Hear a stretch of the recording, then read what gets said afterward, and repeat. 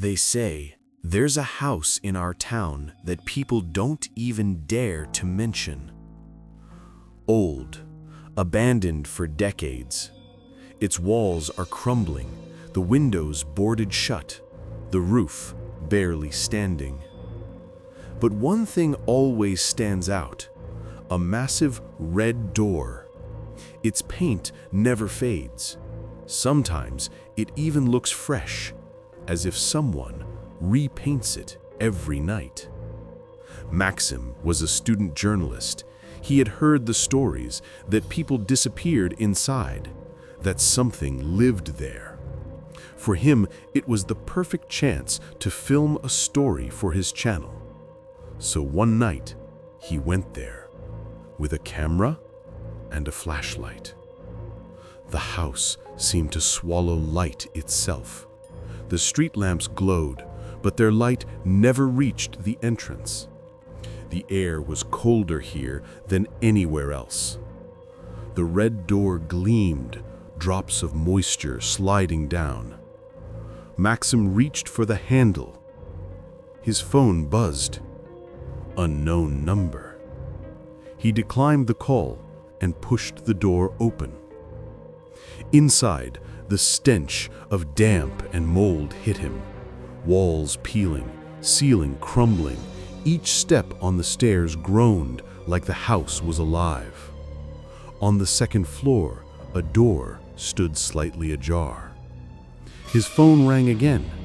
This time, he answered. Only breathing, and then a whisper. "Why did you come in?" He hung up. He entered the room. Old couch, broken wardrobe, scattered things. In the corner, a clock without hands. It began to tick. The door behind him slowly shut on its own. The phone rang. A woman's voice. "Leave, he already knows you're here." Maxim ran up to the third floor. From one room, a faint light glowed. He stepped inside.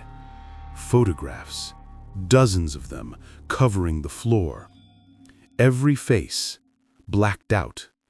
Every single one, except one. The last photo showed him, that day, in the exact same clothes. His camera slipped from his hands. Behind him, a whisper. "Now you're here too." A tall figure stood in the doorway, hollow, empty eyes fixed on him. He bolted for the stairs, but the corridor stretched longer and longer. The walls seemed to close in. The floor cracked beneath him. His phone fell from his pocket, still ringing. On the screen, you. The figure came closer. At the bottom, the red door appeared, slightly open, light spilling through. He lunged for it. His hand touched the handle, and the door slammed shut. His phone rang one last time.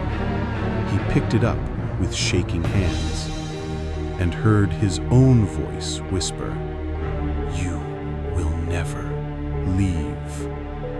The staircase collapsed. Darkness swallowed him whole. The next morning, neighbors noticed the red door, brighter than ever. The paint gleamed as if freshly applied, and on its surface, handprints, desperate, bloody. That day, a rumor spread. Inside the house, a phone can still be heard ringing. No one answers, but it never stops until night falls.